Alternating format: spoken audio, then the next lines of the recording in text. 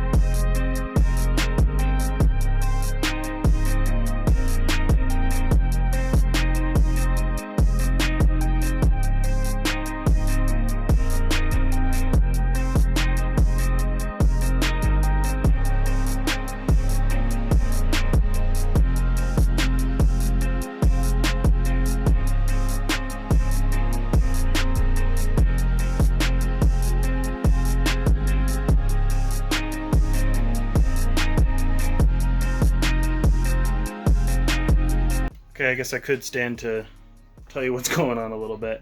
So let's go over to the other car first. I want to show you what's going on there. All right, so here is, I guess now it's the donor car. This was originally going to be the car that we fixed with parts from the other car that's in the garage. We got the motor and trans pulled, and then I got a little deeper into all of the repair, the metal work, and I realized that it had a pretty nasty bit of frame damage like up under there that I just didn't want to have to deal with, and it would have been a lot easier to just work on the other one. As you can see, the whole skin is taken off the side here. On the Mustangs, the fender and all of this is one piece, and I'll show you what I'm talking about here in just a second. The other car actually had a bit of rear end damage. I'll see if I can find a picture of what it looked like ahead of time.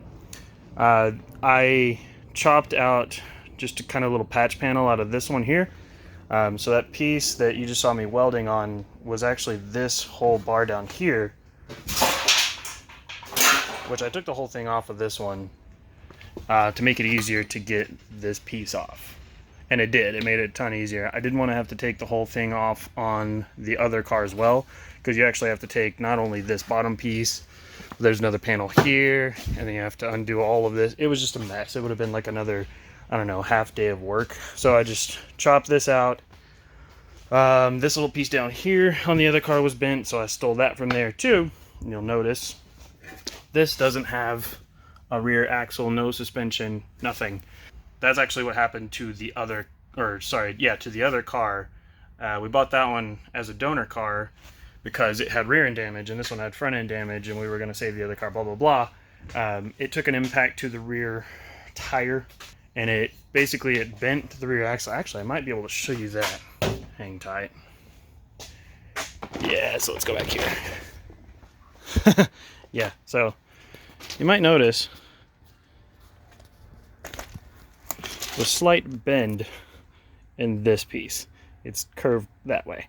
Also, look at the clocking of the spring mount and the bump stop on this one versus this one.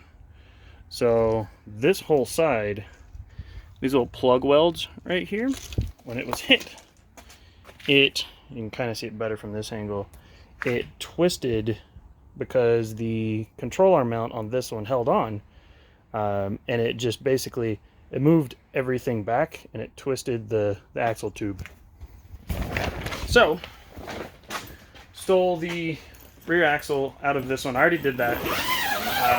I wasn't originally gonna video any of this, and then I realized that, you know, it could actually be fun. I'm done with the crummy stuff that's boring to watch, so I figured that putting the car back together, at least putting the rest of the body back together, that could actually be fun to watch. Plus, there's still a lot of work to be done, so I figured I'd just throw a quick little video together while I'm doing that.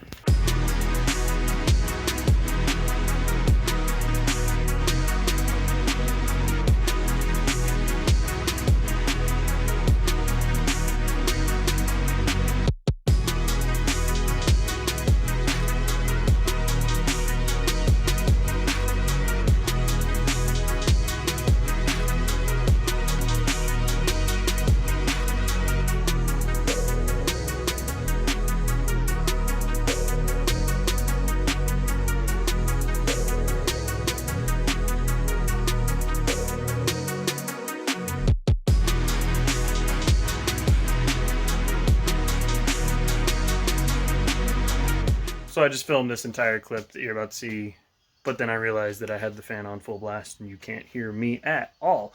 I'm covered in dust, and yeah, before you go yelling at me, I would be wearing a respirator, but you still can't buy them. And I should have thought about that ahead of time, and I should have just brought at least like a hospital mask, but whatever, that's not the point here. So you just saw me drill out, or not drill out, I cleaned off all of the spot weld surfaces that I had drilled out to get the fender off. There are about, as you can see, 7 million or so of them. So all along here, along this window, all along the door opening, down the front there, along the bottom. This is all seam sealer. So there are no spot welds there, but there are some at each end of it, and then this little piece back here, all around the back, and all that good stuff. So now I'm going to throw the fender on. Luckily, the other car has the exact same spot welds as this one, in theory. We're gonna find out real soon.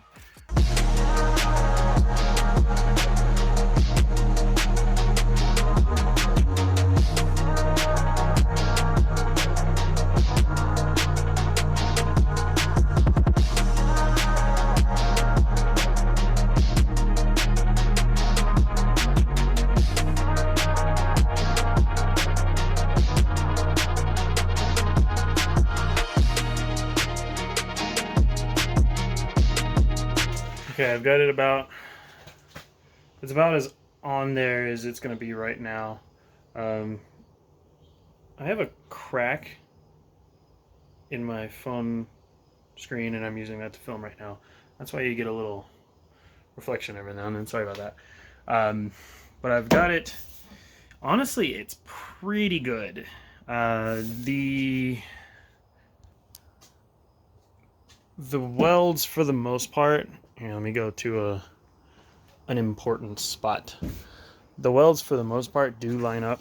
Like you can see, they're pretty much dead on for a lot of these. Some of them are a little weird, and I don't know if that's because it came off of like a different robot or if it's just the metal. I mean, obviously the metal has a little bit of flex in it right now, just because it's not, you know, welded to a body, and I did have to kind of pull on it quite a bit to get it off. Up here at the top, it's going to need a little bit of finessing, but it's all very flexible. I can always just clamp it in place and then weld it down. The fender well, that actually went on pretty well. I'll have to kind of pull that out just a little bit before I start welding things.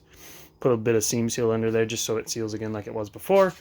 This guy down here where I did a repair, it's not perfect, but I can very easily make that work. I'll probably drill out a few little holes and just do plug welds, and then maybe trim off some of that excess. It's not going to affect fitment of bumper or anything like that at all, because the bumper actually mounts to this and not to the under tray that was a tiny bit bent. All this back here, see if I can get it on camera, it's pretty dark. So all these actually fit just about perfectly. This little contoured area I was worried about is perfect. Honestly, probably won't have to do anything with that. I can just stick the MIG in there and zap it right up. But overall, a massive step. It's still ugly because it's dirty as hell. Here, let me back out. But you can see, it at least kind of looks like a car again. And I love these. I don't know if those are specific to the Bullitt, but they look cool. I'm not a big Mustang guy, but after working on one, it's starting to grow on me a little bit. So I'm going to come back tomorrow. I'm going to do obviously a little bit more. I'm going to try and get this all fastened down tomorrow, and then we'll be able to put the door on. And then the glass guy is going to come and reinstall all the windows. Oh wait, before that I have to put the roof back on, I guess. So I'm going to see if I can get this panel and the roof back on tomorrow. So I'll see you then. Hey, it's the next day.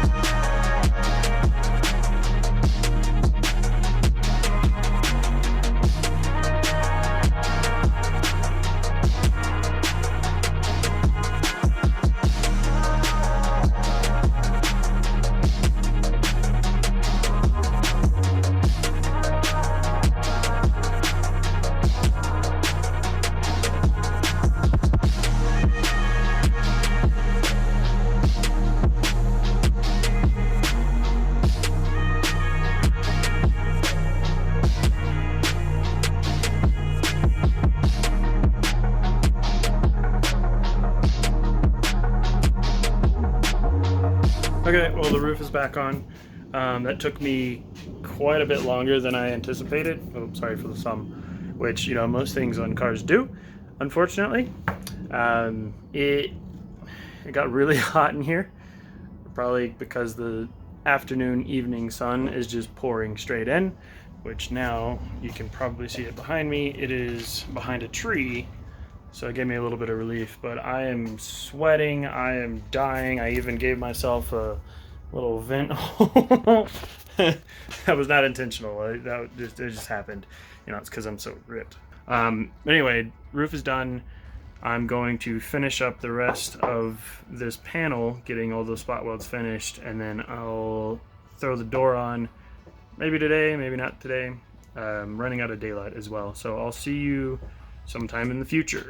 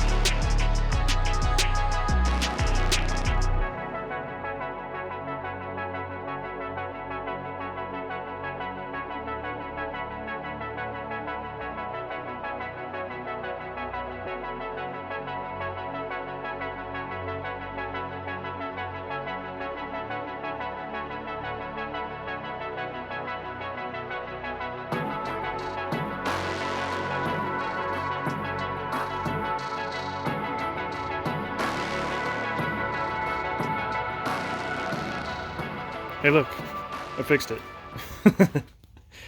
Oh, it's still filthy. And I can't obviously wash this car because there's no glass. But as you saw, it's done. Well, mostly done. It still needs a new fender. If anybody knows of anyone that has a Highland Green Mustang front right fender, let me know. I did as much as I could with it before. This was so bent in that the door wouldn't even open, so I at least got it kind of bent out. I didn't film a lot of stuff there for a little while, mostly because I just kept forgetting my GoPro at home. It's okay. All I did was I went and seam sealed everything multiple times just to make sure it's all watertight.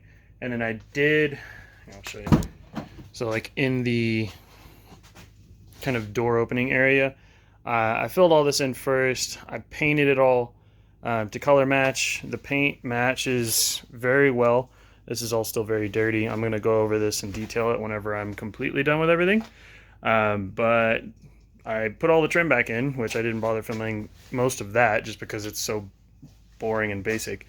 We still have to, I got to figure out how I'm going to get this. It's a rubber cement kind of stuff that they use to put the louvers on. So this car had louvers put on it at one point. Those are not a Bullitt thing, they're not a Mustang thing, but I got to get that stuff off. The fitment of everything is actually pretty good, considering that this had a really hard impact back here, and some of the stuff did kind of get tweaked, and like where I had to actually mount everything up wasn't perfect, but like the gap, panel gap, pretty dang close, right? I could still tweak with it a little bit, not a big deal. The door closes, fits perfectly. Up here, obviously, it's still a little ugly because I just showed you that. But for the most part, it looks like nothing ever happened. I'm pretty happy with it. So at this point, I'm going to give the interior a good clean before the glass goes back in, because now it's actually super easy to get to a lot of this stuff. Whereas once the glass is in, it's going to be a pain in the ass. I might go take it for a quick drive just to make sure all of the stuff is settled. Like the rear suspension, I actually did a test drive before I started on the body work after I did the rear axle and everything, and it felt fine. So I'm sure it'll be okay. This is where I'm going to end the video. I do expect there to be more Bullitt videos. We are planning on making this into kind of a track car as well. He wants it to be basically a street car that is track capable, kind of like what I did with the Z. So those will hopefully be on the track together in the near future, and we're going to be doing a lot of like suspension, brake mods and stuff to this Bullitt just to get it drivable. It's hilarious. If you push down on the front end of this car, it just sinks like a boat. It has no shocks right now. Springs are, I don't know, Cadillac style springs. So super loose. We're going to do stuff with this. I do have plans for this big boy right here. In fact, might be going into that. Stay tuned for that. It's going to be a fun winter project for me. I've been wanting to put something into the Pathfinder for a really long time that is not the stock VG33, because it is just so slow and it's underpowered. I live in Colorado where, you know, you're a mile above sea level as it is, and then you want to go up in the mountains, you're up to like 13,000 feet sometimes. So it's starving for power. That's just a free engine. It's just sitting there. And I figure, hey, you know what? If I can squeeze that in there, that's 315 horsepower versus what was originally 170, half the mileage on this one. So I'll see if I can make it work. Planning that out as we speak. But yeah, that's all I've got for today. Stay tuned and we'll see what comes next. Okay, I have to say, driving a windshieldless car is pretty hilarious.